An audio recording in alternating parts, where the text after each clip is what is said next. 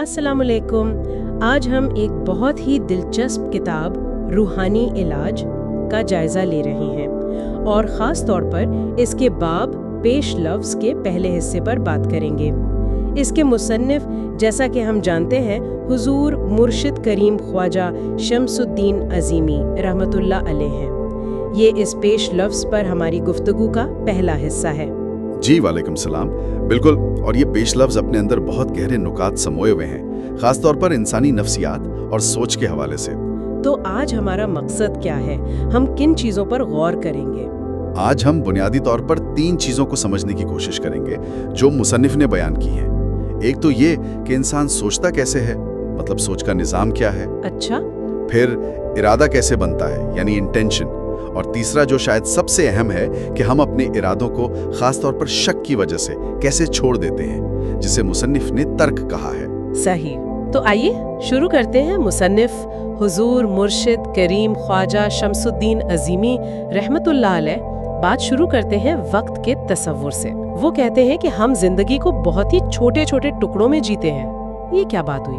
जी, ये बड़ा दिलचस्प नुक्ता है।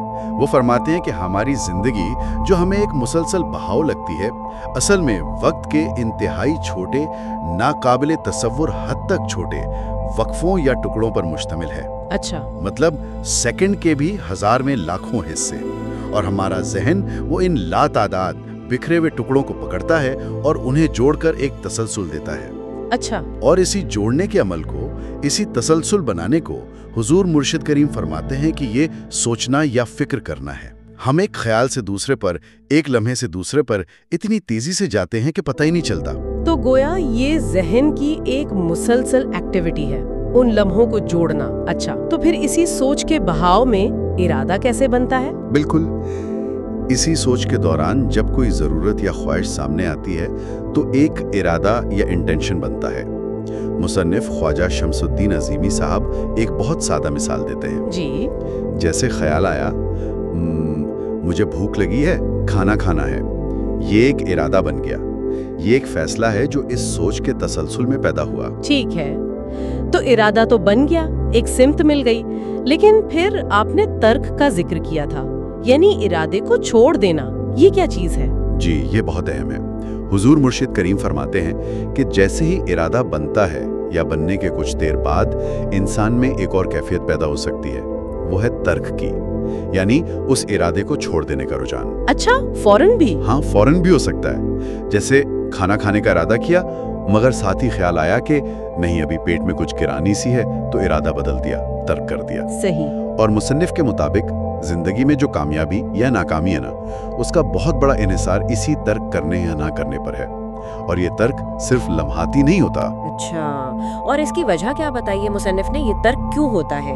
एक बुनियादी वजह जो हुजूर मुर्शिद करीम ख्वाजा शम्सुद्दीन अज़ीमी रहमतुल्लाह अलैह ने बयान की है, वह है इंसान की फितरी आराम तलबी। आराम तलबी? जी, मेहनत से गुरेज।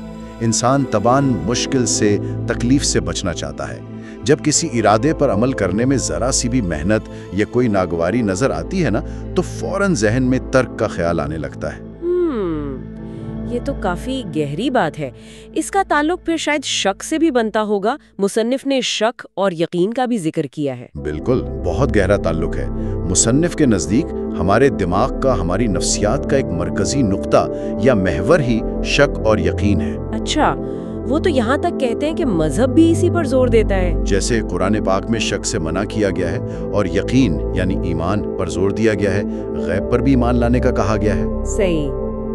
तो ये शक हमारे इरादों को तर्क करवाने में कैसे किरदार अदा करता है और इसका जहन पर क्या असर होता है? मुसन्निफ ने दिमागी खलियों में टूट फूट जैसी बात की है। जी, शक जो है ना, वो बराह रास्त तर्क की वजह बनता है। जब आपको अपने इरादे की कामयाबी पर या उसके फायदे पर शक होने लगे, तो फिर उस पर कायम रहने की हिम्मत वो कमजोर पड़ जाती है। जी जी। और ये जो टूट फूट की बात है, ये बड़ी अहम है। हुजूर मुर्शिद करीम फरमाते हैं कि शक हमारे दिमागी खलियों यानी ब्रेन सेल्स में एक किस्म की मनफी तब्दीली लाता है। यूं समझें कि एक अंदरूनी इंतशार एक कमजोरी पैदा करता है। ये टूट फूट फिर हमारे अमल करने की सलाहियत को रोकती है, आसाब को कमजोर करती है। जितना शक ज्यादा, उतना ये मनफी असर, ये टूट फूट ज्यादा। ये तो काफी परेशान कुन बात लग रही है। क्या हम इस शक के हाथों मजबूर हैं फिर? नहीं नहीं, बिल्कुल नहीं। यही तो खूबसूरती है बात की। मुसन्निफ अजीमी साहब यहाँ इंसान के इख्तियार, उसकी मर्जी, विल पावर पर बहुत जोर देते हैं। अच्छा, कैसे? वो फरमाते हैं कि इंसान अपनी कोशिश से, अपने इरादे से यकीन की ताकत को बढ़ा सकता है, और जब यकीन बढ़ता है तो शक खुद ब खुद कमजोर होता है। अच्छा। और जब शक कमजोर होता है तो दिमागी खलियों में वो जो टूट फूट हो रही थी वो कम होने लगती है, बल्कि यकीन इसे हील भी कर सकता है। यकीन आसाब को ताकत देता है, अमल के लिए रास्ता हमवार करता है। सुभान अल्लाह। तो खुलासा ये हुआ कि हमारी सोच वक्त के इन छोटे छोटे टुकड़ों को जोड़ने का अमल है। जी। इन सोचों से इरादे बनते हैं, लेकिन हमारी अपनी आराम तलबी और ख़ास तौर पर शक उन इरादों को कमज़ोर करके तर्क करने पर माइल कर सकता है। बिल्कुल। और इस शक का हमारे जहन, हमारे दिमागी खलियों तक पर मनफी असर पड़ता है। जी हाँ, बिल्कुल यही बात है। और यहाँ इस गुफ्तगू के इख्तिताम पर एक बात सोचने की है जो हुजूर मुर्शिद करीम के उन नुकात से उभरती है। जी फरमाइए। क्या हम अपनी रोजमर्रा जिंदगी में कितने ही मंसूबे बनाते हैं, इरादे करते हैं, छोटे बड़े काम शुरू करते हैं, लेकिन कितनी बार ऐसा होता है कि वो अधूरे रह जाते हैं, हम उन्हें लाशऊरी तौर पर तर्क कर देते हैं। सही कहा। तो गौरतलब बात यह है कि इनमें से कितने इरादों के तर्क होने के पीछे कहीं ना कहीं हमारे अंदर छुपा हुआ शक काम कर रहा होता है। वो शक जो शायद हमें पूरी तरह नजर भी नहीं आता। ये वो नुक्ता है जिस पर हम सबको अपनी अपनी जिंदगी के हवाले से जरूर गौर करना चाहिए। बहुत खूब, वाकई ये गौरतलब नुक्ता है। आज हमने पेश लफ्ज़ के पहले हिस्से से बहुत कुछ सीखा। इंशाअल्लाह अगली नशिस्त में हम इसी पेश लफ्ज़ के बकिया हिस्सों पर बात करेंगे। इंशाअल्लाह।